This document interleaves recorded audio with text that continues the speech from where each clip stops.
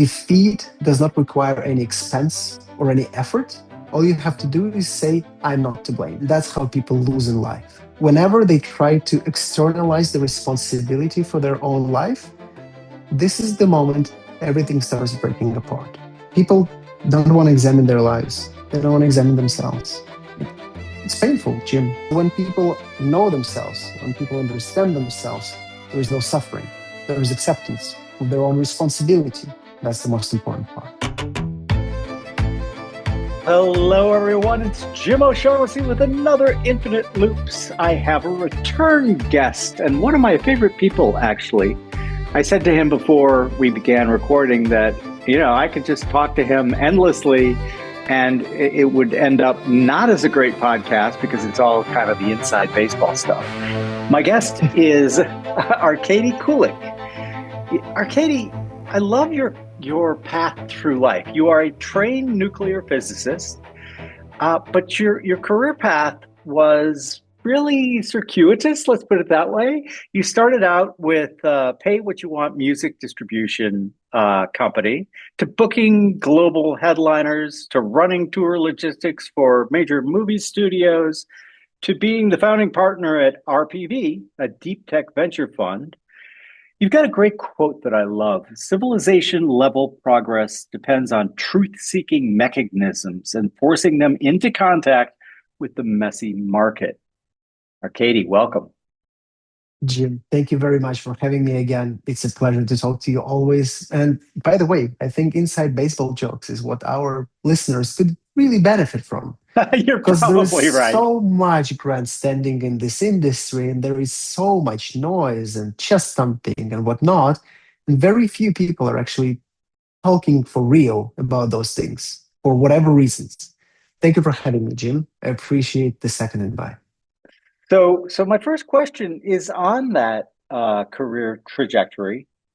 What skill survived every jump?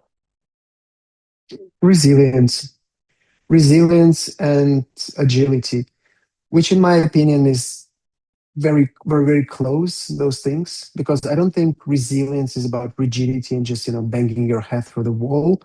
It's about seeing your goal clearly and finding the path to achieving this goal, this way or another way. And this is the thing that survives everything, not just my career. For example, my fat is very resilient, especially around my belly. More resilient than my eating habits, that's for sure.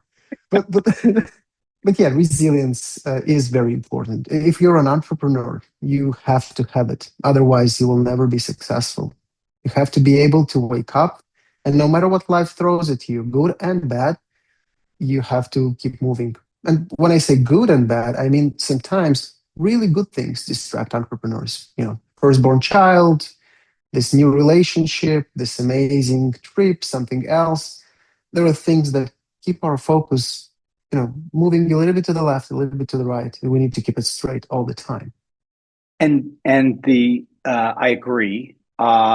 Agility, I'm glad that you added that to resilience, right? Because Ken Stanley has that great book, Greatness Can't Be Planned. And one of the things that he points out that I really deeply believe in is that you've got to be agile. In fact, it's at the top of my list when I'm looking at founders, because I saw a tweet not too long ago that was, what percentage of companies got successful doing what their original idea was? Zero? Closing in on zero. Yeah. But what's interesting to me is I do think deep tech is a really different skill set than a generalist venture capitalist, et cetera. And let's talk about that a bit. You've said the hardest problems are humans. I say that a lot too.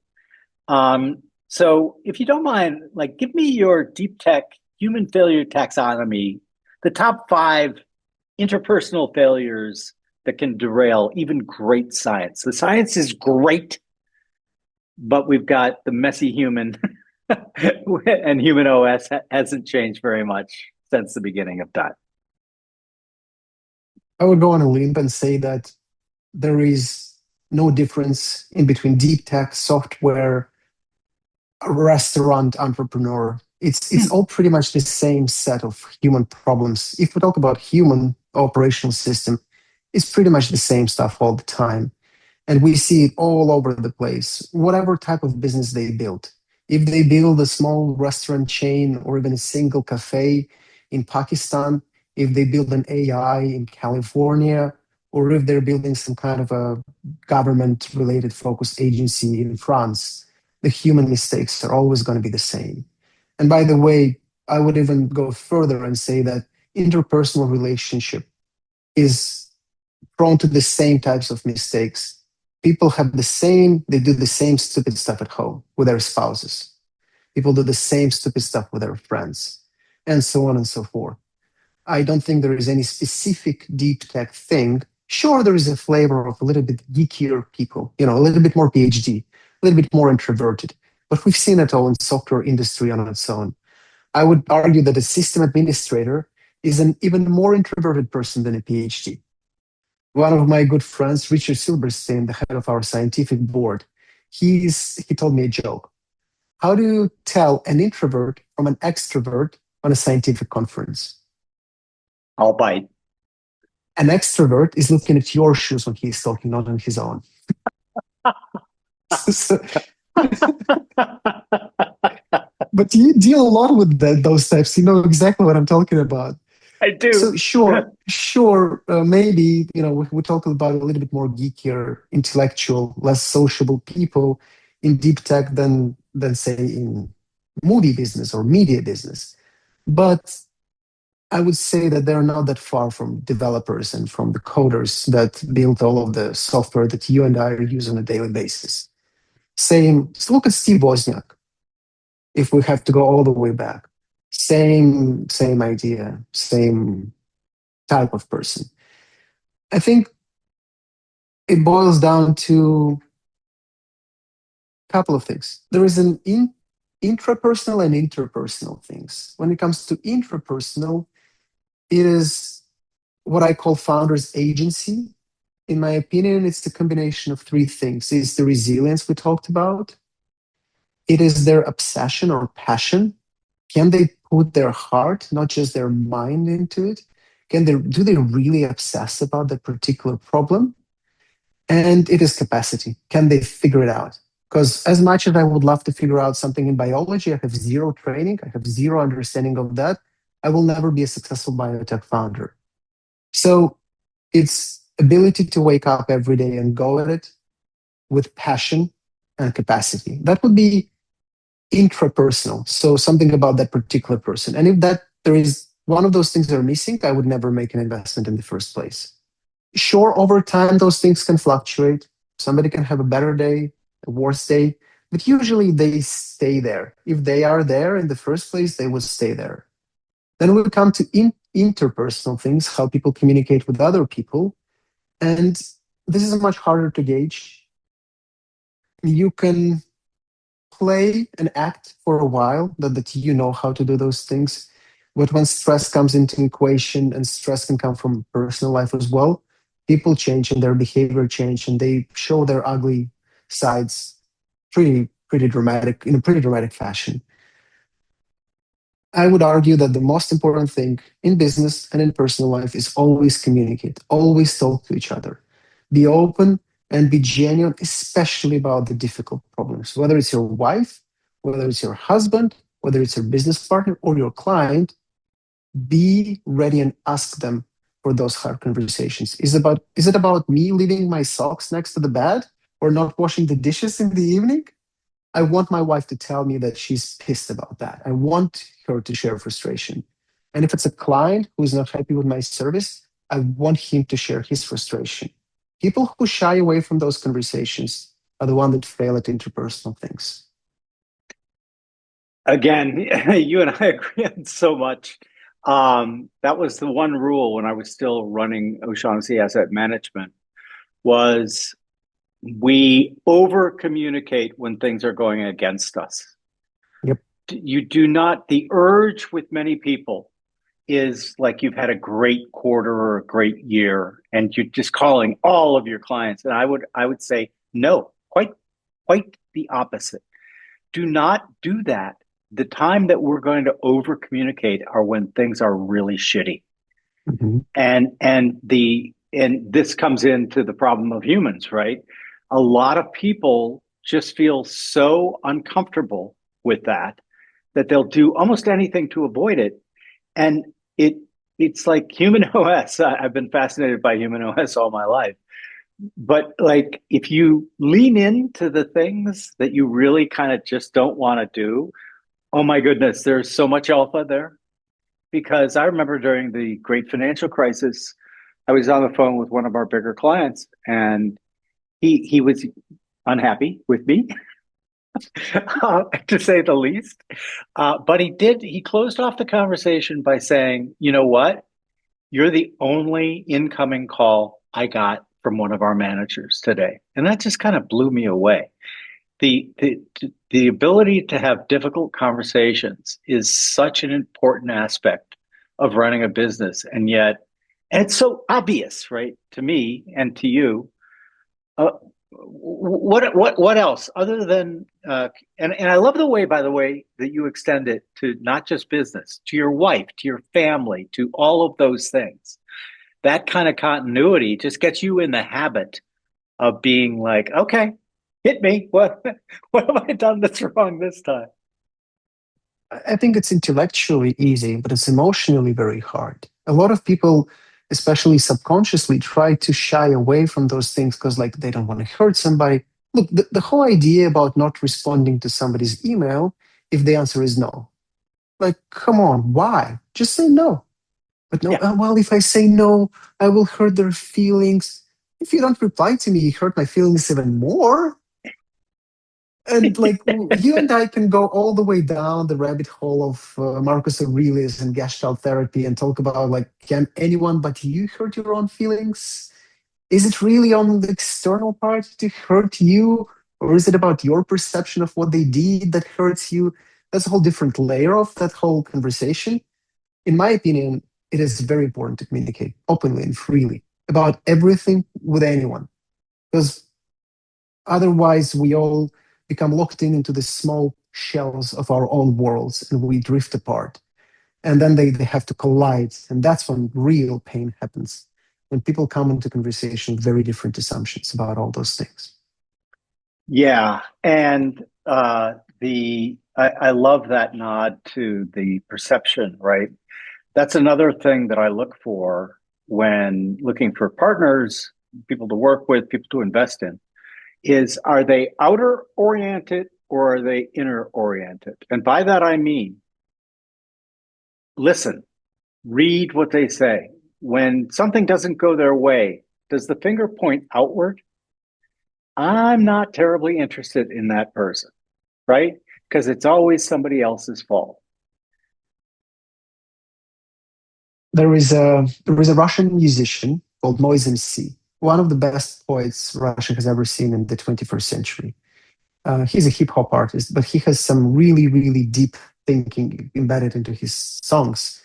And one of the things, of course, it's not going to be poetic when I translate it, but one of the things he says is um, the defeat does not require any expense or any effort. All you have to do is say, I'm not to blame. I'm not to blame. He's like, that's all you need. And it's very easy.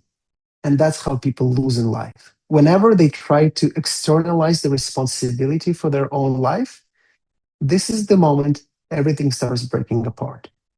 At the end of the day, it's you who made those choices, who made those decisions to end up in that point in life. And if you keep on delegating responsibility, yeah, this will all go downwards from there. I agree. But it's hard, Jim. It is hard. It is hard to understand that it's on us. It's always on us. And it's again, it's not just business, personal life, your friends, your spouses, everything around you. It was your decision that put you in this position. And if this position is horrible, what was the famous saying by Churchill? If you're going through hell, keep going. Going, yeah. Exactly. At some point, you will get out of there. So that's it. But unfortunately, it's easy for you and me to say about that, maybe because of the life experiences that shaped us, maybe because of how we got brought up, maybe because of all the scars that you and I have. It is much easier for some other people, much harder for some other people to embed this thinking and embed this philosophy of life. My son has a friend who has the dichotomy of looking at people pre-fall or post-fall. And by that, he means what you just mentioned. We have a lot of scar tissue, you and me. And so we're both post-fall. And one of the things that I have noticed about post-fall people is they don't do that. Not my fault, not my fault. In fact, they're quite the opposite. They're like, okay, that's on me. And every company that I've ever started, well, let me add an asterisk. Not the first company. I had to learn it. I had to learn it at my first company. Oh, that hits a little close to home. And boy, did I learn it. Oh yeah. Because I got repeatedly punched in the face. And, I was young, I was 28, I was arrogant, I was all of these things that needed to be beaten out of me. And I remember the first couple of times, I'm like, ooh, that didn't go the way I was planning. One of the most embarrassing moments of my life was when I showed my wife, we've been together for a while at that point, one of my emails to one of my employees when I was 22. I'm not going to go into details because I don't want to embarrass myself again publicly, but I've shown the email to my wife and she's like, oh my God, Arkady, if I met you when you were 22, I would have never even went on a date with you, you arrogant asshole. Oh my God. But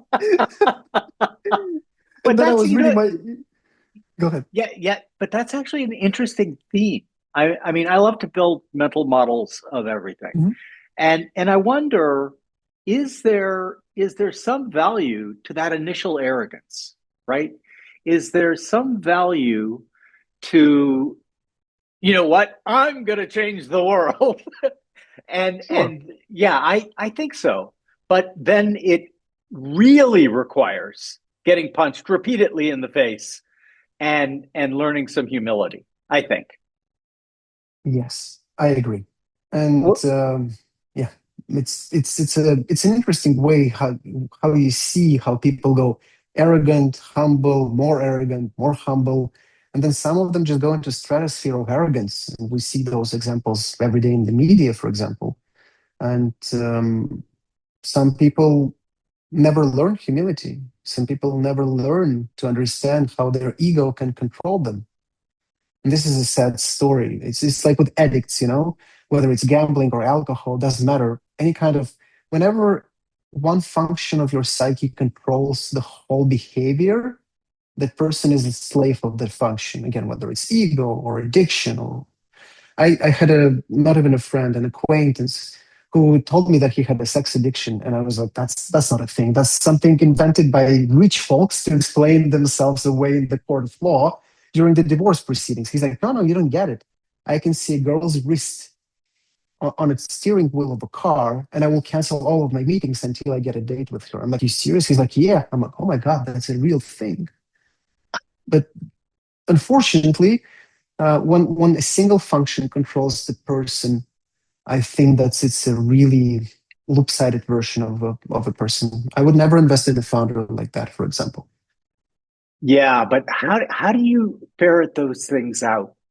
When you're chatting with a potential founder, let's go through some of the questions Mhm. that you ask to see. Uh-oh, this guy might be brilliant, but he's blocking traffic on I-95, and I don't want to invest in that guy. Well, it's a combination of things, right? I don't necessarily care when it comes to founders if they have that or other preferences in how they spend their time. But here are a couple of questions that I usually ask. I would ask the founder, how do you deal with stress? And I would always get, I go exercise, I go meditate, I go blah blah blah. I'm like, great. And when all of that fails, what happens? And then you see they're like, oh, damn, I got all of my lies in front of me already, headed out. But what do I say now? And their eyes start darting left, right, left, right. And you can see how they think about it. Some of them actually tell me the truth at that point. Some, like, one of the best answers I've ever heard was like, I talked to my mom. And I'm like, Hmm. that makes sense. When I'm losing my shit, when I have no idea how to deal with my own internal struggles, I call my mom. That's real. Somebody told me I play video games for a couple of hours. That's also real. Is it a good way to deal with stress? I don't know. And maybe for that person it helps, but I'm not going to judge. That's completely fine. Somebody told me I would, like, if nothing helps, I'm just going to open a bottle of wine and, have a silent evening in front of a fireplace. Is it good for his health? Maybe not. Does it help him to get through the day? It does. That's one question I ask. Another question I ask is, assume you got acquired by whoever is the leader in your industry, and you get a position of a chief scientific officer, technological officer, CEO, whatever. Would you take it? And they're like, yes. I'm like, so why don't you just go and apply for a job, dude? Get your salary in a couple of years, in the same time span of the next 10 years that you're going to battle every day through building your startup. You're going to have a very comfortable job, and you can raise in the ranks in this corporation, become this C-level, whatever. They're like, I never thought about it. And I'm like, oh, great, dodge the bullet, not going to invest. Another thing that I often ask people, and I used to ask that when I was hiring people in my previous life as an entrepreneur, is, assume you have $1 billion in your bank account. You took care of all of your family's relatives, homes, cars, etc. You've spent 2, 3 years touring the globe, going on parties, flying jets, whatever you have in your system, all of your teenage and child fantasies. What do you do on a Monday morning? And that, you either a person have an answer and then you dig deeper, or they don't have an answer. That's the first time they think about it.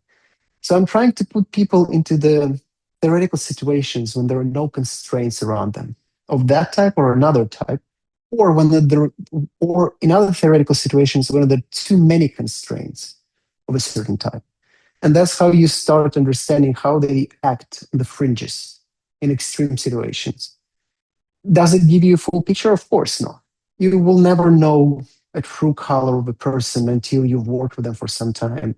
And both you and I have heard stories of people building multiple companies together for 30 years plus and then having a falling out. Things happen. Not a single human is a static system. So, as much as I want to say that I've got some answers, they're only partial answers, always. You know that. You've been doing investment for a while. There is never a whole picture. Yeah. And that was the thing that intrigued me so much and got me obsessed with markets, right?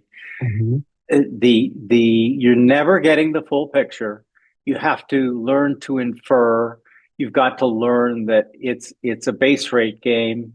You're going to be wrong a great deal of the time, and mistakes are portals of opportunity, in my opinion. And like, but again, that goes back to pre-fall and post-fall, right? Because the underlying process is often just incredibly boring and dull. In other words, okay, what's the base rate? How often did this occur? What's my base rate? Okay, let's see. Everything I'm doing, like every choice we make, really is a bet. Mhm. It's a bet on some outcome. And and if my friend Annie Duke calls people who focus on just the outcome of a single bet as she calls it resulting. In other words, let's say we'll just make it pure gambling, right? So you and I have money together and we bet on landing in the roulette wheel of red 2. Okay. And Okay. it lands in red 3. People who are what Annie calls resulters say, "Oh, our entire strategy was wrong from that one spin of the wheel." But That's a silly example, but it really underlines the fact that people do it. It's much more difficult to see when it gets much more complex, but people do that and take that attitude far more often than one would expect. Yes. One of my venture partners and a good friend, Pete Jarvis, he keeps on drilling a hole in my skull every time about Bayesian versus frequentist statistics. He's like, you need to think about your confidence level and your level of your belief, not about the statistical probability of something happening. And I'm like, yeah, that makes sense. And in investment, that's even more true.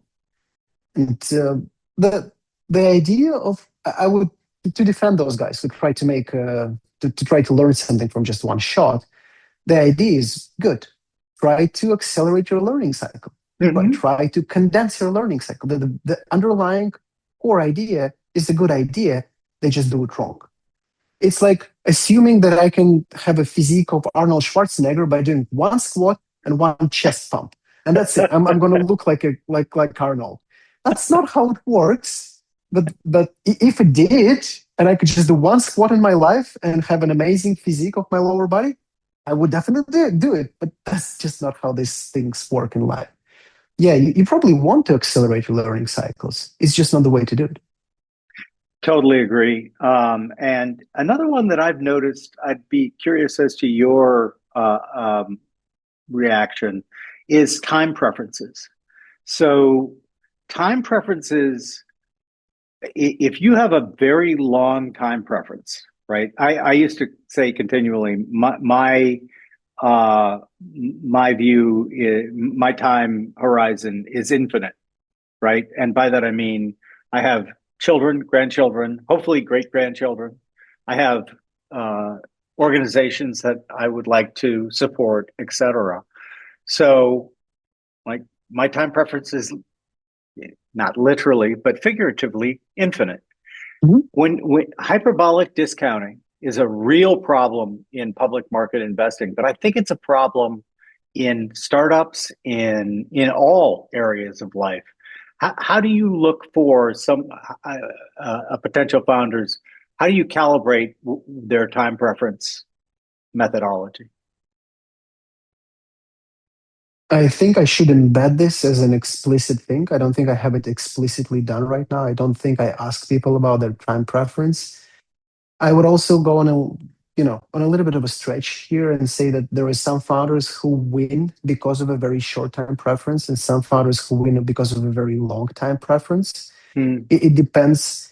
It depends on how their psyche works. For somebody, a very clear goal: get this pilot, get this client, get like they work in a very sprint oriented manners, but they recharge every week or every month, and then they sprint again and sprint again and sprint again, and that's how they win. And we know about organizations. Say, I would argue that Google was an organization like that. They've tried so many products over their lifetime. So many of them failed, but some of them stuck, and some of them are the best in the market right now. And then we have organizations like Amazon, which is a marathon runner with a very long time horizon. It was like, okay, if we can sell books, we can sell anything. And then they expanded, expanded, expanded, and now they do everything. They have pharmacy, they have medical services, they have so many different things. AWS on its own. I think that it's a good idea for me to add time preference as an explicit metric, but I've never thought about that when I evaluated founders. Jim, thank you for showing me a blind spot. Appreciate you, man. Sure, of course. That kind of leads me to a question I've always, and I don't know that it's specific to deep tech. I think it's probably more generalized, but what are some of things you've noticed where they're basically lying, but they're not lying to you. They're lying to themselves. Ah, that's the hardest one of them all. And that's the hardest for two very different reasons. It is the hardest one to distinguish because people can really say something with a lot of belief. And when you recognize that, it's the hardest one emotional because you're like, you're such a good man. You're such a smart person. Why do you have to live in this world full of illusions? It's emotionally tough when you see somebody talented apply themselves into a wrong direction just because they had a couple of assumptions figured out in the wrong way. Um, this to me is those repeated questions, layered questions. The one I've shared with you before is how do you deal with stress? When they're like blah blah blah, and then okay, when all of that fails, what do you do next? This is one of those things. Another tool is we have, for example, we focus very much on the founder's motivation. One of the lessons learned is we have one of our portfolio companies, the one that I promised not to mention by name, fantastic founders. They will be successful, but it's never going to be a VC scale business. It's going to be a lifestyle business for those entrepreneurs. So probably our investment is not going to do that well, if at all. But the point is, now I am asking about founders' ambitions three times in the process, very early on, in a very kind of short way, 30 seconds.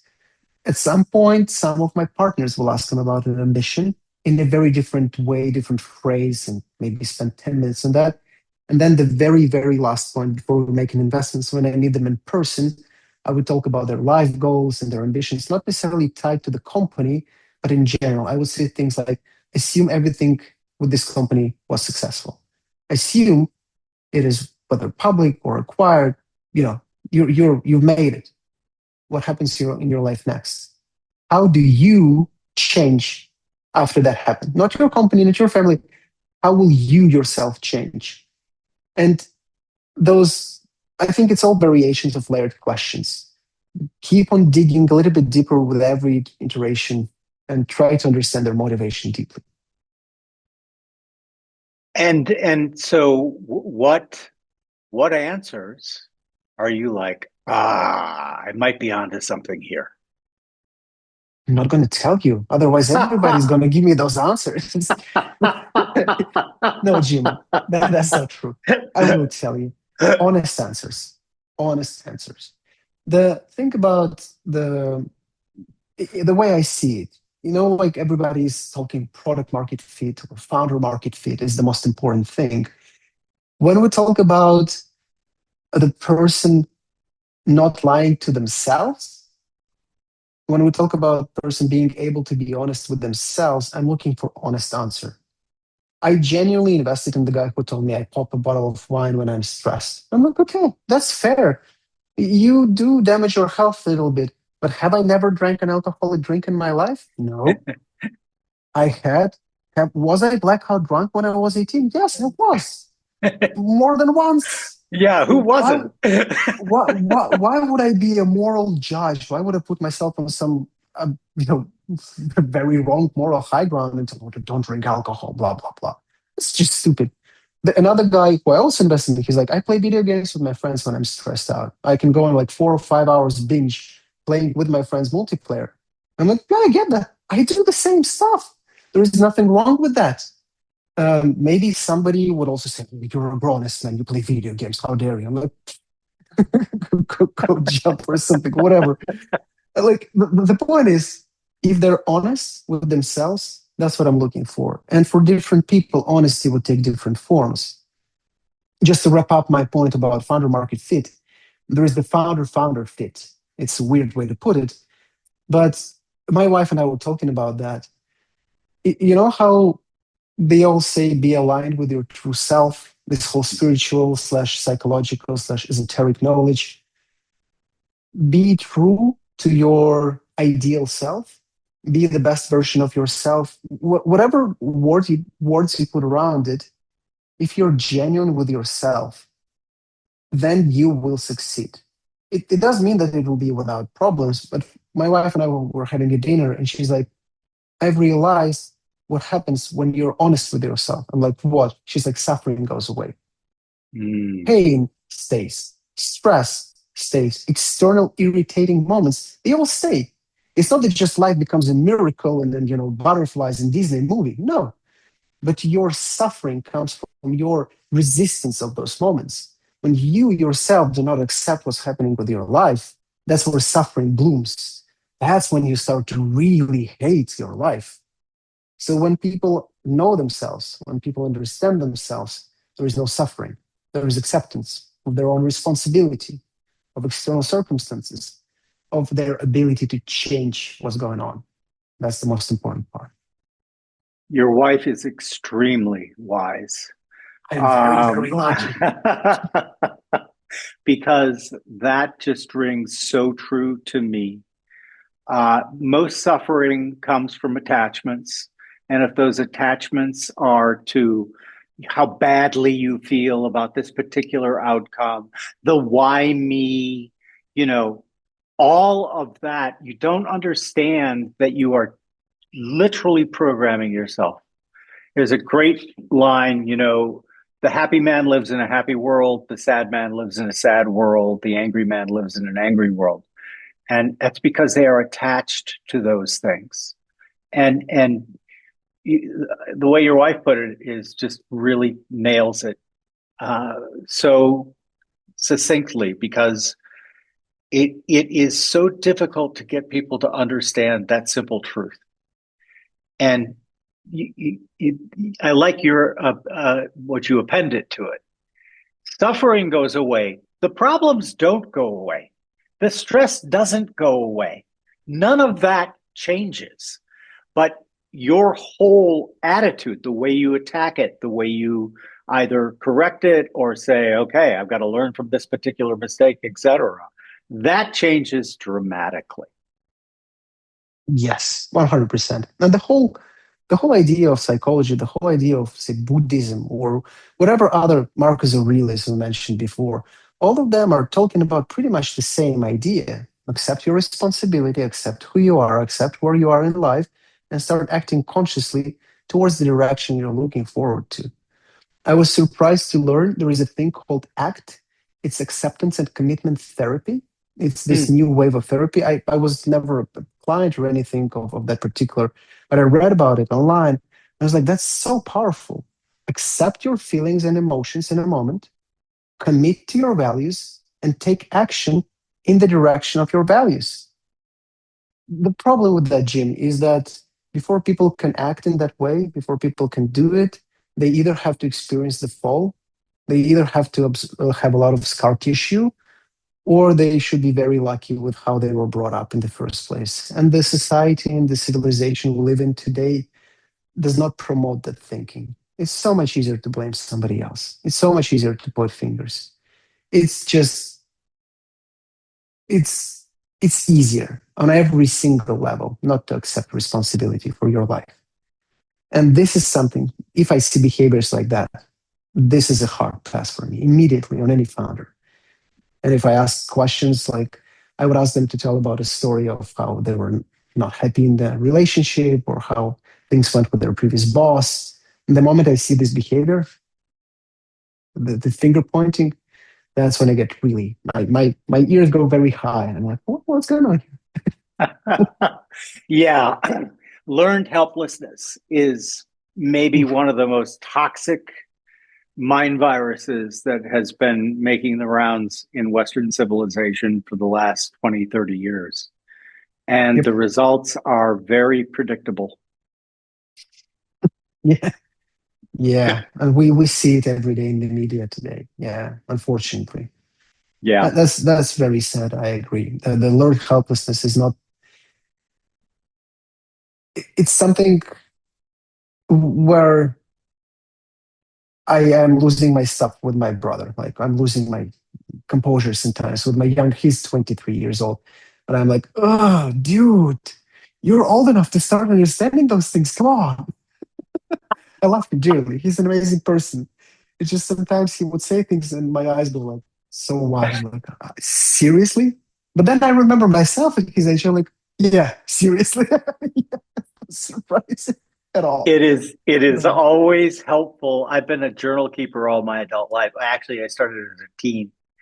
And oh my God, I'm so happy I did that, because like I can look back and I just laugh. I bet you didn't laugh at the moment when you were writing those things down in a No, I very did angry not. manner. Very insightful on your part. All right. Here's one that I was thinking about for you specifically. You've got no pitch deck. Okay. I'm going to give you Mhm, three things. I'm going to give mhm. you the lab notebook. I'm going to give you their hiring plan. And I'm going to give you three customer emails. What would you be able to infer from those three things?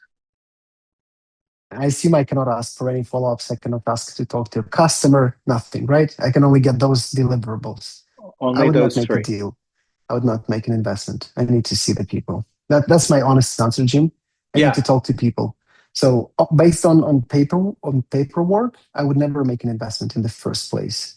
But if you ask me what I would be interested the most, customer interviews, then the hiring plan, and I don't care about lab notes. Back to your original point of how many companies succeeded exactly in the direction they wanted to succeed in the first place. The lab notes is just an artifact of their original idea that will be pivoted many times before they actually succeed. So I don't care for lab notes at all, as long as there is some like I would skim through that to make sure there is no crazy statements like fusion reactor the size of your tabletop or something that, something that breaks the second law of thermodynamics. So as long as there is no absolute nonsense there, I would probably not even pay attention to that. I care about customers and I care about hiring plan because again, business is a system of humans interacting with other humans, and customers is external interaction, and hiring plan is internal interaction. Every time I hire somebody, I create an individual career plan for that person for at least the next 3 years. So that person and I have a clear set of goals, mutual goals, on how to make the person successful in my company and how to make their life as stressless as possible. Because they know they're going to get a salary bump, they're going to get a bonus bump, they're going to get some additional maybe equity or something else, as long as they hit their goals. And their life becomes so much less anxious, so much less ambiguous. They can just focus on delivering on a daily, and they know how they will progress. So I would care about customer interviews and hiring plan. That's it. Hmm. Interesting. Another thing that we agree on is, truth-seeking mechanisms, right? Mhm. Rituals, routines, etc. What's the smallest daily ritual you've seen in a lab or a team that predicts integrity under pressure?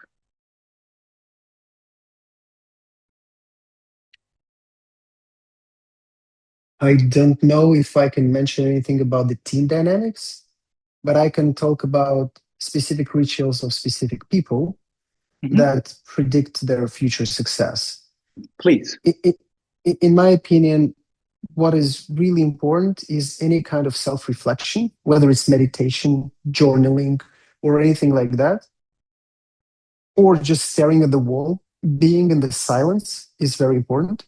Another really weird, probably the smallest one that I've seen, is people who put their phone away at 7 or 8 p.m. or 9 p.m. They just leave their phone in the office or whatever in a separate room, and they don't go to the bed with the phone. And this is one of the things that, weirdly enough, is one of the biggest predictors of success. And I think the reason is that it shows the level of self control that very few of us have. Very few of us. In terms of the team dynamics, I'm not involved in day to day businesses of my operating companies. So I wouldn't know in the first place. And going and telling you about how my company succeeded because of the things that I embedded into my companies is a little bit too self promoting and egotistical. And I also think it's a bad advice, is the survivor's bias. It's like this famous picture with a plane full of bullet holes and how they tried to armor Yeah. those bullet holes, which they should never have done. It's the same thing here. Different teams through different times would have different rituals that work. For somebody, it would be a daily stand up meeting to review the sprint. For somebody, it would be annual strategy sessions. It depends on the manager, on the team, on the customers, on the marketing, so many things. Self control, the ability to reflect, the ability to do it on a daily basis.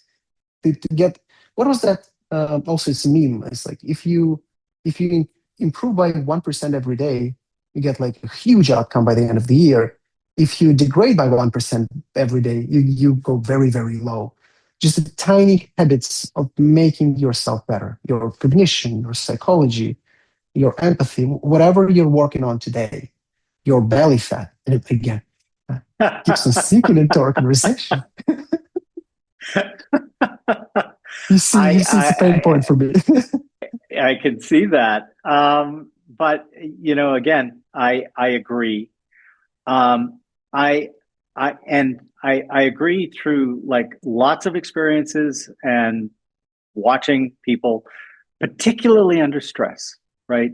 Mhm. I had numerous people that had worked for me over the years that, and I'm not going to name anyone here, but I had two really interesting examples. One guy was absolutely not from central casting for his particular job. And people would like ask me about it. And I would say, watch him and how he operates in the 10% of the most stressful times. And you will understand why I love working with him, right? In other words, a lot of times people just look at the surface of things, and that's a really bad way to make decisions. I had another colleague who was literally from central casting, like looked the part, walked the walk, talked the talk, but then under extreme stress collapsed. And Mhm. there's this an odd thing for a quant like me to say, but intuition becomes very important. And by that I mean, I'm not just talking about, ooh, I have this intuition. No, intuition gets better and better through repeated exposure to the pattern, right? In other words, an imbued intuition. You've seen the same thing so many times, all of a sudden your spidey senses start activating. Mhm. Mhm. And so now, very typical of a quant. How do I create an algorithm of this? What about mind map, Jim? Well, exactly. Can I But pause here for a second? Because I think it's a sure. very important thing I want to add. People use intuition and gut feeling interchangeably, which I think is a big cognitive fallacy. Intuition is exactly what you said. It's a very heady thing. It's very much in your head. I've seen the same pattern. Chess helps you develop your pattern recognition. Chess is not about intelligence. Chess is purely about pattern recognition. And that's how you can train your intuition. Gut feeling is something very instinctual. It's a body feeling. That's something that actually comes from your guts and goes up. If intuition goes up from up to down, then it's a very important thing, and people don't distinguish them. And that's something I also told to my founders a lot. Listen to your body, listen to your brain. Those are very different things, and sometimes they will be contradicting. One of my other venture partners, he says a full body yes is when we do an investment. It's a very good thing. My mind, my heart, and my guts all point in the same direction. And once there is a conflict, when there is a contradiction, that's when you should pay more attention than usual, because that's usually when something is off. It can be off in a good way or off in a bad way, but something is off at that point. I just wanted to make this distinction. That's it. That that is an excellent distinction, and I do something similar. When the gut and the head don't agree, that's when I really start writing. Mhm, mhm, Because I think of writing as thinking. mhm. A lot of people are don't agree with that. I passionately believe it. How do you know? Like, until you write out your idea, you don't know if your idea is any good or not. The need to externalize it, and I'm very old school in that I I actually wanted to write. ask you about that. I wanted to ask, Yeah, do you mean typing or you mean writing with a hand? Yeah, yeah. And writing that's a with the different hand. skill. It's a I different know thing. Hmm. it's completely different. And so, like, if you came into my office here, you would just, yep, you would just find pens galore and notebooks everywhere because it is so different. It's a different part of our brain, it's a different way of doing things. Then, once I've physically written it with my hand, I'll look and I'll be like, I am such a dumb shit. Or, oh, there's something here. Hmm. Then I'll move it over and type it out and do Hmm. that type of stuff. But I always start with writing, and it's like sometimes I feel like the old man shouts at clouds. when I'm talking to younger founders, right? Because they look at me like I'm insane. They're like, okay, Grandpa, but we keep all our notes, in fill in the blank, right? But whatever the computerized note taking system is. What's next? Are you going to teach us how to use payphone? I mean, there are certain things, and there is a lot of, by the way, there is a lot of neuroscience behind the micromotor functions of your hands. There are some weird ideas that if you teach yourself how to write with another hand and you write the same thing with different hands, never tried it, never. So I'm not an experienced practitioner of that. I've heard people who do that as well. They would try to write the same thing with different hands because apparently it activates different hemispheres of your brain and you can have different experiences when you write it out. It might be an overkill, especially for those younger founders, but yeah, I think whatever helps. But look, Jim, that's exactly the example of when you ask me what's the right answer. The right answer is honest answer, the one that works for you. For somebody else, it will be walking and dictating stuff, Mm-hmm. and then listening to them talking about that.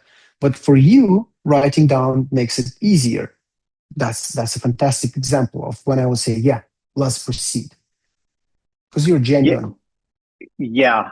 Um, and the I don't even know how to put this. I'm left-handed, right? So and the joke is I'm the only one in my right mind. Okay.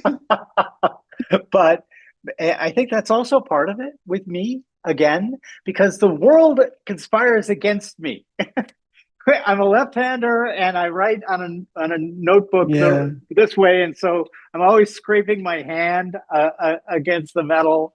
But I like the way you react to that because I agree with you. For other people, and that was also a big part of my early when I was starting my first company.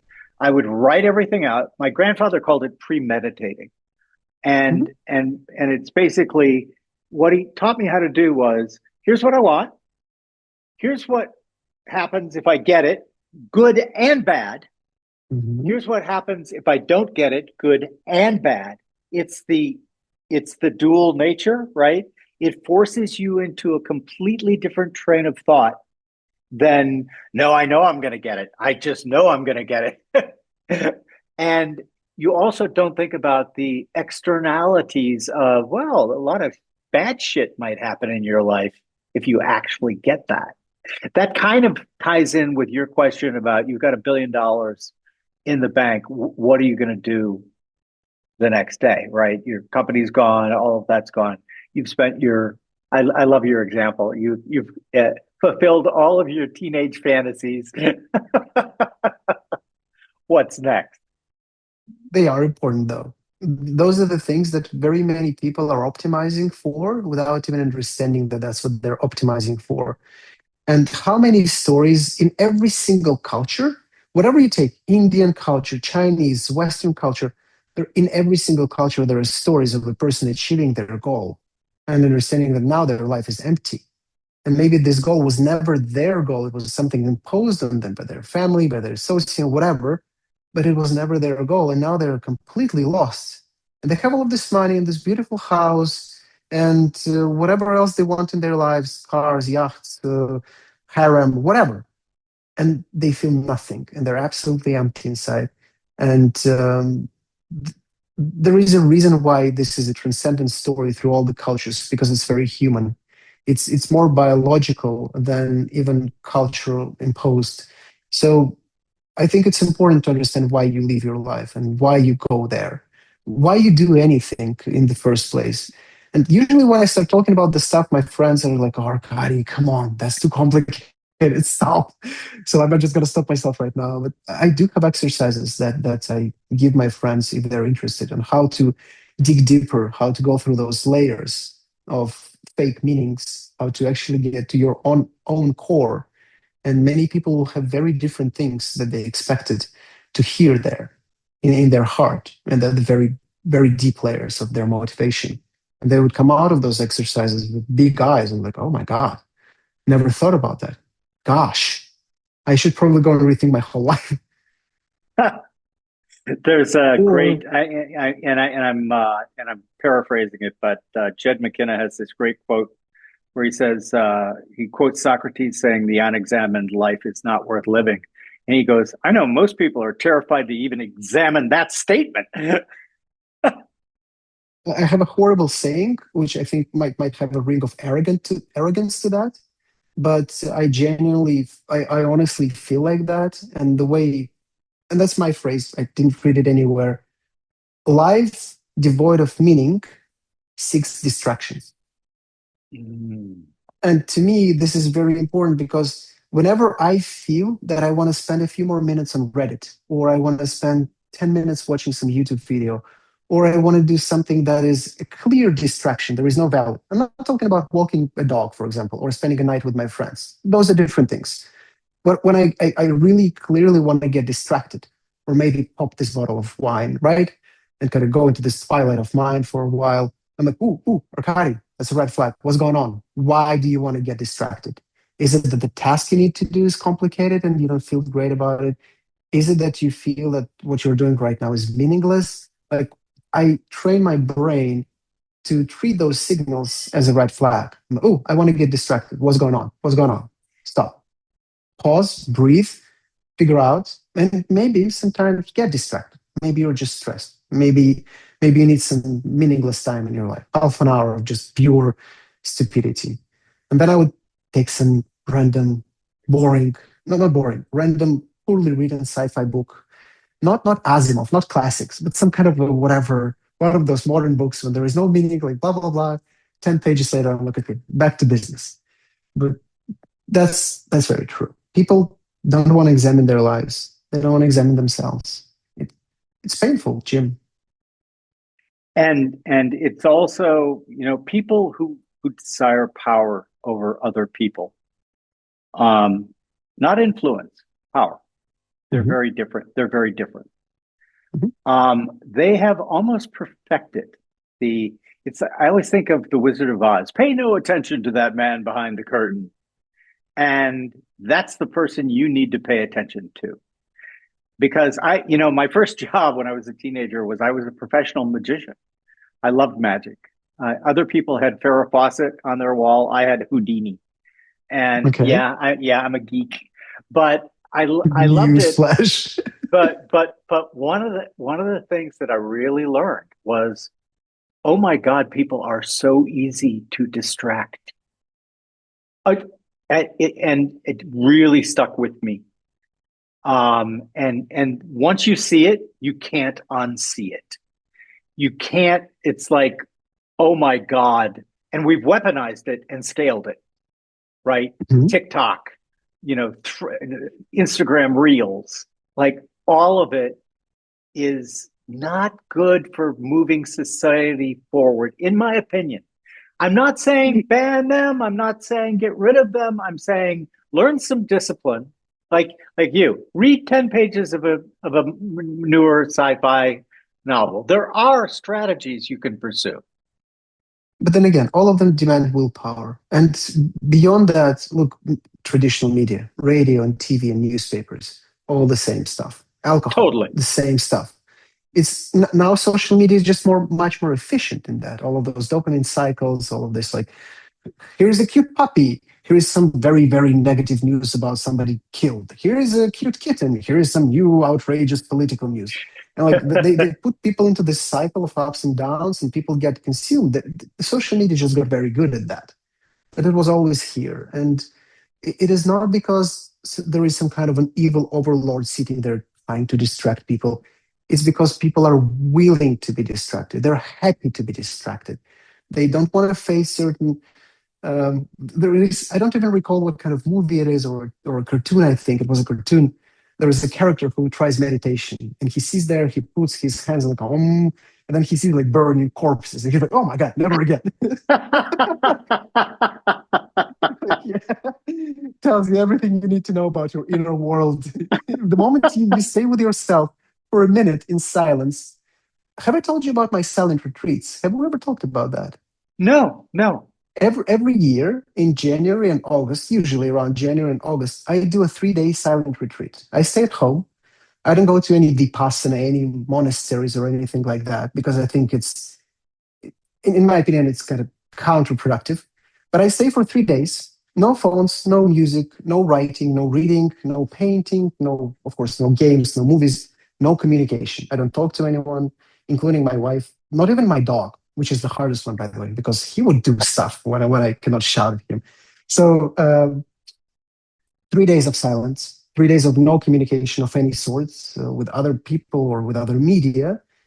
The first day, you're going to clean up your whole house because you had all of those chores. Then the second morning, you wake up and like, God, what's going on?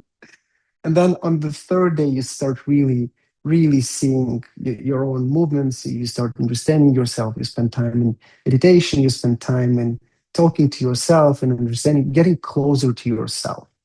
As weird and esoteric as it sounds, twice a year, 3 days, everybody can find a long weekend. Friday, Saturday, Sunday, everybody can find it. Even if you have the busiest job in the world, you can have a day off. Not a single bite so far. Not a single person in my life is doing that. Not even my wife. But then again, from what I understand, it like when I was telling this to my friends, they're like, "That sounds like a prison." I never thought about. To me, it's very liberating. It allows you to reconnect with yourself. And people would tell me, Arkady, that feels like I'm in a maximum security prison.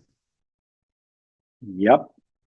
I do a different version of that. I don't do it every day, but I try to. Every morning, I just sit with no phone, no music, no books, nothing, and sit in silence for Mhm. between 15 and 20 minutes a day. And I also have a sensory deprivation tank, which Uh-huh. I absolutely adore. Um, that takes, I don't do that every day, but I try to do it at least every other week, and you do it for about 45 minutes to an hour. And it's really something. Um, Well, when you float in the salty water. mhm. Mhm. In darkness, no music, Mhm. and it literally feels like you're floating in space. Mhm. And because the water is your body temperature.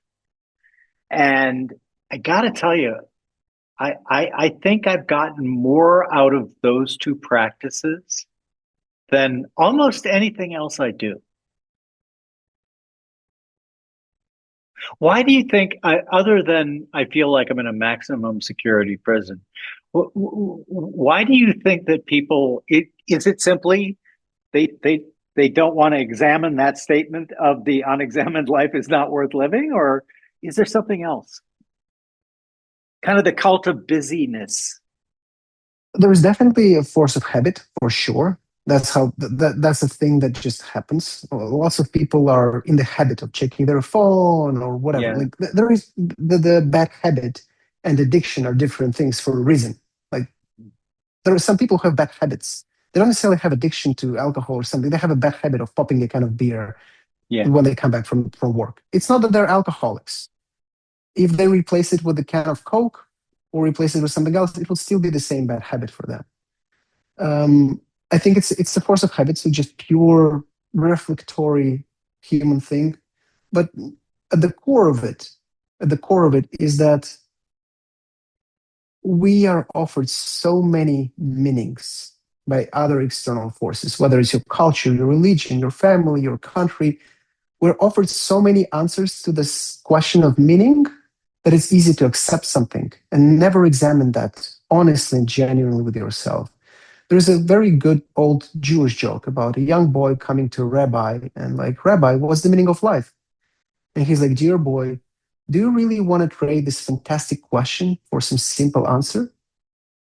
And I think this is the core of it. A lot of people don't want to ask this question. A lot of people, they have to face themselves, all the good and bad and ugly that is contained in them. And all of us, we're human beings. We all have good and bad and ugly. None of us are saints. And I mean, maybe some of them are. I've never. Have you met a saint person in your life? Me Never. neither. Even Dalai Lama says he's not a saint. He's not enlightened. He's not whatever kind of a moniker you want to attach to that state. We all contain multitudes. We all have good and bad sides. And facing your ugly sides, facing your desires, facing your anger, facing your fears, facing all of that stuff is very difficult for people. To them, it's they get attached, as you say, like, oh, if I have it, that defines me. If I'm angry about the guy who just cut me in the traffic and I want to shout at him and blah blah, it makes me a bad person. It doesn't. It makes you human. You got afraid, your fear converted into anger. Now you're like, ah, you, blah, blah, blah, blah, blah. Like, I know a couple of people who are perfect at that. Usually women. but um, but the point is, I think people don't want to get close to themselves because they don't want to see the real picture. They want to live in this imaginary world of me being a knight in a shining white armor that has never touched a speck of dirt in my life. And this beautiful, fantastic, ideal self. And clinging to this picture is the best way to never becoming the picture. I could not agree more. Jung has that wonderful quote about until you integrate your shadow, Mm-hmm. i.e., all the things that Mm-hmm. you don't like about yourself, right? You will look at what happens in your life and call it fate. And I remember the first time I read that, I'm like, holy shit, is he ever right? My favorite psychologist of all times, period. Mine too. Mine too. I've read all of his books. When I was going through this period of fall in my life that you mentioned, when I was acquiring all of this scar tissue, it was not the easiest period in my life. I lost my girlfriend, I lost my business, like a lot of stuff, like seemingly at the same time just collapsed around me. So at that point, I was okay. I need to understand what's going on with me. Why do I react like that? And I started reading Jung deeply. The concept of shadow, the concept of anima, the concept of synchronicity. I think those are the three most powerful ideas that he has written down. I know there are lots of critics. I know that a lot of people think he's outdated. I don't know. I don't care honestly about that. I think he has some very serious tools that he gives you, not ideas, not concepts, tools he gives you. Go ahead and apply them.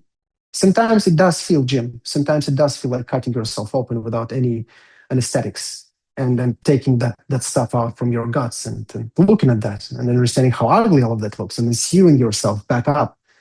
It doesn't feel nice, but Mm-mm. then again, that's the only way forward. The only way I know. Maybe there are people who know how to do it easier and better. Please introduce me if you know those people. I don't know them because, like you, same sort of thing. Um, I was in a period when in my early 20s where I was just feeling like I was almost nihilistic. It was like, why Mhm, fucking bother with anything, you mhm. know?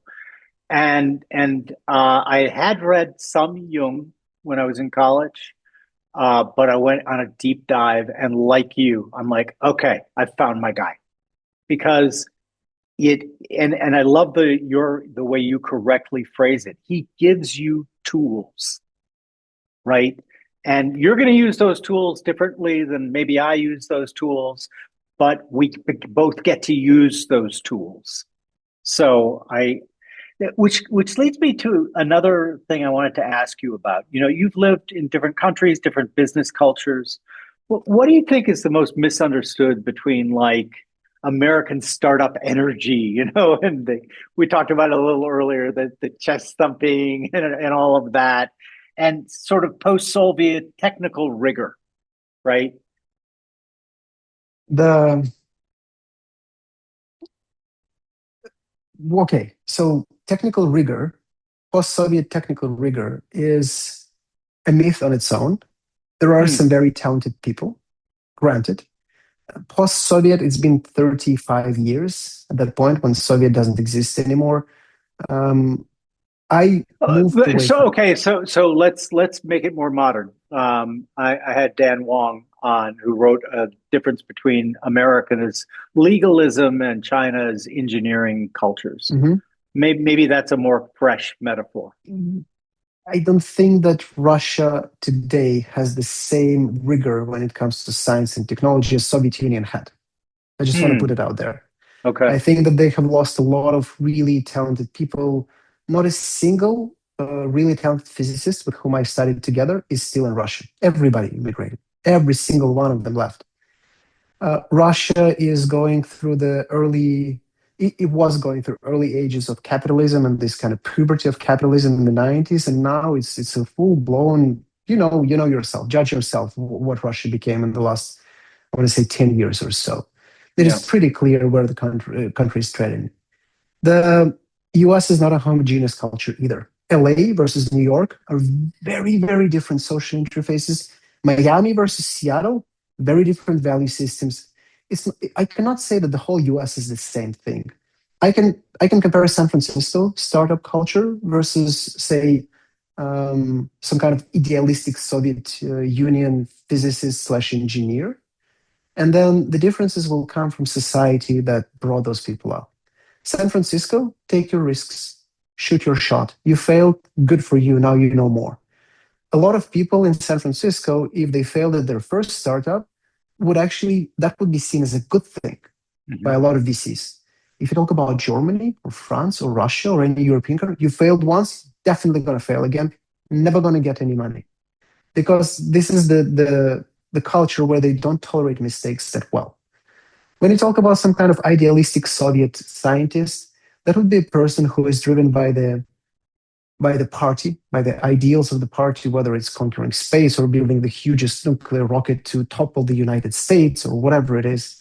By the way, the funniest dichotomy of a Russian person is that they either want to turn US into nuclear rubble or they want a green card. One of those two things. We're lucky that more want the green card. Either or, no in between. So that's that's genuinely true. So I think that a person who was brought up in a Soviet society, and again, I'm talking more about the not lived experience, but what I've heard from my parents and grandparents. Sure. The Soviet Union had some good things about the respect for teachers and scientists, about the ethical codex of an officer of army. The officer of army was a very honorable person. If you're an officer of army, you are a person who is held to a very high ethical standard. You're not here to bribe, you're not here to cheat, you're not here to abuse your power. They had some things figured out right. A lot of people are driven by the ideology of building this communism. So the drivers are different.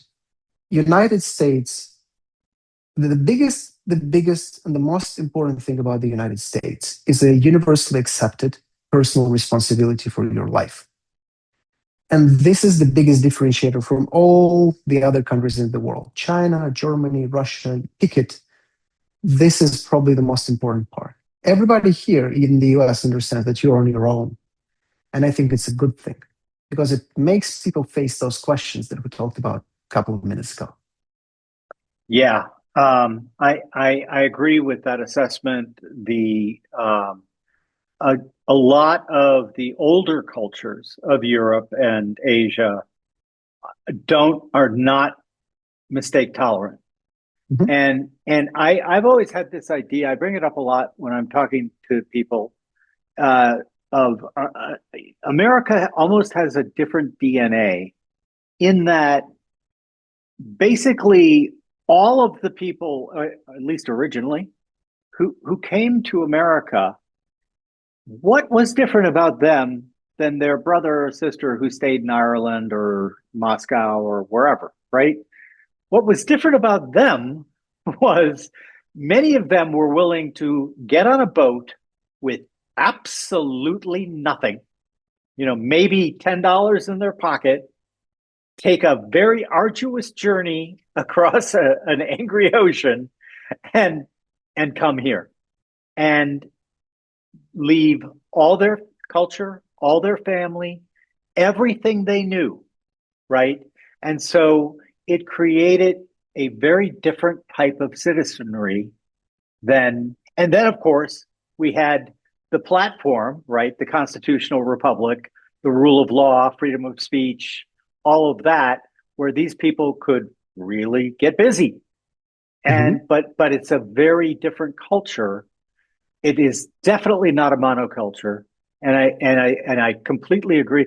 There's Bill Bryson has a great book, America One Summer, and it looks at the 1920s.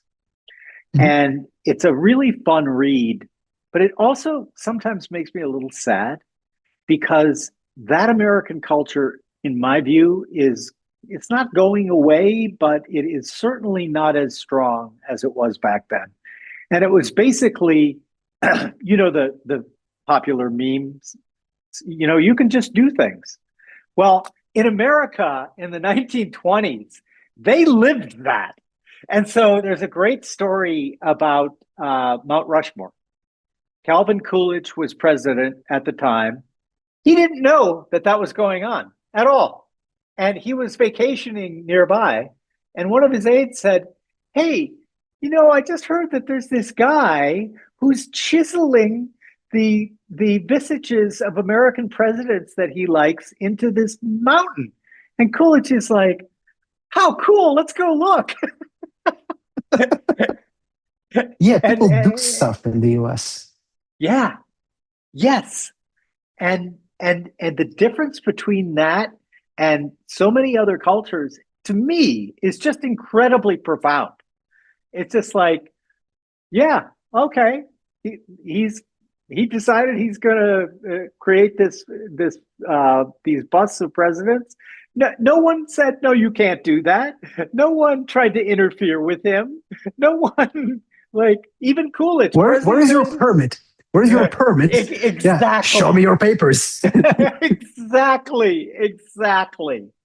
And that what got you this dynamic environment that created this United States, right? And I'm not calling for pure anarchy. I've been accused more than once of being an anarcho-capitalist. I am not an anarcho-capitalist, but Okay. I love the freedom that this country was based upon, right? And is still present in many, many forms. But it, uh, you'd probably really enjoy reading it because, like, wow, just you want to talk about cultural dynamism. Woo! America during that period, like, just like off the hook. Thank you. What's the book name again? It's One. America One Summer, and I think it's 1920 whatever, but the author is Bill Bryson. I'm gonna download it today. Yeah, it's a fun Thank read. you. And you can One read. summer, one summer, America, 1927. There we go. Hmm. It's a lot of fun. Um, Thank you, Jim. of course.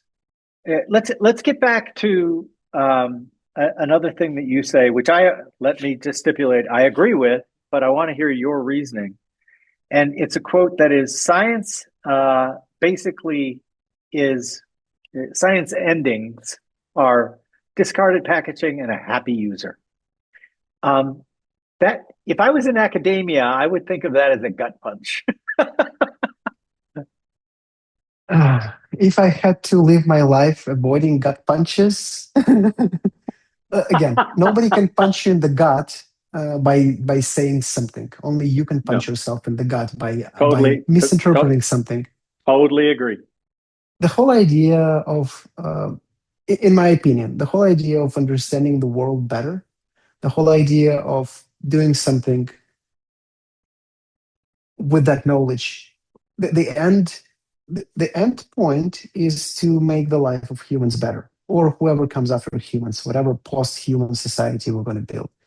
Even if you build a digital twin of Jim and you actually have an infinite timeline and you don't have to ever die, and you can be whatever, upload you to a spaceship and go explore the universe and whatnot, whatever sci-fi dream, teenage dream you might have. By the way, nobody ever gave me that answer. If I had $1 billion, what would you do? I would upload my consciousness into a spaceship. Maybe I would vibe with the person better. But the thing is, in my opinion, there should always be an ultimate goal to anything that you do. If your ultimate goal is to have a beautiful equation on the whiteboard, cool. And this is where you end. You created this equation, you build a theoretical framework like Maxwell did. Did he contribute a lot to humanity? Of course, Very right? Like useful equations. people say that roughly 50% of our GDP is thanks to Maxwell today. But then there was another guy who took it to the next step. There was another guy who took it to the next step. Somebody created electricity. Somebody created the internet. Somebody created all these digital devices. At the end of the day, it's an effort that spans over generations. But in my opinion, every single scientific discovery or any discovery, anything that we understand better around about the world around us, should lead to some positive outcome. Because if it is just an equation, if it's just an article, it's an intellectual masturbation, for the lack of a better word. Yeah, It's just, you it's took the thought right out of my head. It's a masturbatory exercise. yes, it's just stroking my own ego. Oh, look how smart I am. Who cares? Nobody benefited from that. Nobody benefited. And to me, this is the point of us as venture capitalists, is to be those people who help those scientists. Maybe somebody has an idea on how to heat or cool our buildings with less energy spent. Maybe somebody has an idea on how to replace the blood with some kind of oxygen carrying liquid for the sake of emergency. Somebody else has an idea how to optimize inference and AI. All of us are trying to make the lives of humans better. And then it makes sense. If it is just to stroke your own ego, I'm uninterested. I'm sorry. It just, whatever. Go to your own garage, basement, shut your door behind you, and do whatever you want there on your own. Nobody's going to watch. As you bring up ego, I do make the distinction. I think when people say people have big egos, what they really mean is that person has a fragile ego. And by that I mean that we all know that person, right? Like I try to actively avoid them. But like when you look at them, it's not that I don't think actually they have big egos. I think they have very fragile egos that Mhm. need constant external reinforcement. Oh, you're so brilliant. Oh, you're so great. Oh, you're so that, that, ah. Exactly. Exactly. I would also say, just following up on what you say, that it's not that they have big ego or small ego, fragile or non-fragile. It's, does their ego control them or not? Is it Hmm. about them trying to look nice in the eyes of other people? I mean, I think the people who master their ego can have as little or as much ego in different situations when they need it. They can really tune it down. They can really tune it up, and like make a point and take a stance and dig their heels into that point when they need it, and use their ego, their intelligence, their everything as a tools to get what they need to do. However, when people are driven by their ego and it's all that defines them, that's a very sad picture, especially for a grown-ass person. Very, very sad picture. Yeah. And it,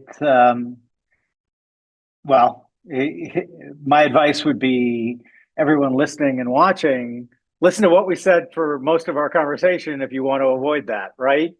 And it's kind of like the you got to take that first step. You've Yeah. got to you and as I was listening to you about people just kind of slipping into life, I like that's been another one of my little pet peeves is Mhm. there are so many shrink wrapped ideologies, belief systems that people just like, oh, okay, you know, it's like, and they're all across the board, right? There are religious systems, there are political systems, there are other social systems that, yeah, here you go, here are the rules, play by these, and that's not like what a waste of a life. Yeah. Yeah. There is no uniqueness to it. There is no individuality to it. There is no value to just following other people marching orders. That's It how people fall in line. And what's I really, really genuinely hate when people call other people NPCs using the non-playing character from video games. I Yeah. think it's very derogatory and very inhumane. And I don't think there are any NPCs, and I don't think there are any players in this world. And this is not a video game. This is not. I think it's so arrogant to call somebody else an NPC. However, the people who are in, say, in Hindu tradition, they would call it he's still asleep. He's walking amongst us asleep. Maybe that's a little bit more of a gentle way to put it. But the point is, yes, people who are never examining their own lives, they will always be prone to being like a ping pong, like a ball in a pinball machine, just being pushed by other forces. Today it's your boss, tomorrow it's your guru, the day after it's your spouse, and then the person is just like, bim, all around, and he never had control in his life. And why did he live his life in that case? What was the whole point? Again, wow, I'd forgotten how much we agree on, and even to the terminology. I love that metaphor of they're walking in their sleep, and I would argue that many of those shrink wrapped belief systems are Ambien to keep them asleep, right? 100%. Yes, yes. And I mean, I would never thought I would find myself quoting Lenin of all people, but he said religion is the opium for masses or something like masses, that. yes, he did. And I think this is very true. And now we have all of these self-help books, all of those gurus and psychologists who, again, keep training you a very simple answer to the question that should never be answered in the first place. It should be the question that keeps you awake, not in literal sleep, but in the sense that we're talking about. Yeah, 100%. Yeah, and again, the that's another one of my pet peeves. I remember seeing one of those ridiculous listicles. I think it was 2017 or 2018, and I just kind of I had joined Twitter early, but I had looked at it and was like, yeah, I don't like back then when I joined in 2009. It was people taking pictures of their lunch and I'm like, I don't give a shit about this. Anyway, there was a big, I was still in asset management, and I had a lot of people telling me, oh, no, no, no, Jim, there's this huge group on Twitter called FinTwit, Financial Twitter. You really have to get engaged. I'm like, all right, I will. And so I'm like looking at some of this stuff, and I'm just like, oh my God. And so I got so triggered by one of these lists, right, by some guru, and that I just composed a thread right on the app, and I'm like, please don't read these. These are going to send you in exactly the wrong direction. There is nothing that unites five things every millionaire does in the morning. That's bullshit. It's just lies. It is. It's well, again, people are looking for simple answers. Is it not the same reason that conspiracy theories are so popular? They Yes. just give you a very simple answer to a very complicated topic. Like, oh yeah, now it makes sense because aliens built all of that. Let me give you. Okay. I am currently writing a fictional thriller, my first, right? And it's a lot of fun. Oh, it's so fucking hard. It is so much harder than writing nonfiction. And I've written four nonfiction books, but it's fun. And as part of that is this theme. The one of my villains is like, no, no, no, no, no. You don't understand. We sponsor all of the conspiracy theories. If you want to know where true power is, look for boring. Look for that which just is the anti meme. You want to see true power? It's in PDFs, it's in notes from the Bank of International Settlement, it's from all of these incredibly dull structures that bring no attention to themselves. That's an interesting take. Well, can I get a draft of your book Of when you're done? of course you can. Okay, I in fact I will make you one of my first readers. But appreciate it. it is definitely fun. Well, I'm getting the hook here from Miss Ina. Yeah. It's I always really just, well, I need to talk to you more, just not in terms of podcast. Sure. Let's just schedule something. I'll reach out to your assistant and then we can just I chat would, I about would, life. I would love it, Arkady. As you know, our final question is always the same. We're going to wave a magic wand and make you emperor of the world. You can't kill anyone. You can't put anyone in a re-education camp. In other words, you can't force, but you can persuade. We're going to give you a magical microphone and you can say two things into it. And whenever the 8 billion, apparently that number is suspicious, by the way. I've been reading about that. I don't know whether you have as well. But I thought that was interesting. Anyway, everyone in the world is going to wake up whenever their morning is, and they're going to say to themselves, you know what? I've just had these two great ideas. These are what you're going to accept. And unlike all the other times, I'm going to actually act on these two ideas starting today. What are you going to accept in the world's Be true to population? yourself. Be true to yourself and be kind to each other. I love both of those. Ah, those are great. Be true to yourself, and you cannot be untrue to any other. What was the Shakespeare line? It's to thine own self be true. It's in the soliloquy. It's a great one. I used to know it by heart. I'm getting old. Oh, much. Arkady, I really, really, really really appreciate it. great. Such a conversation. Wow.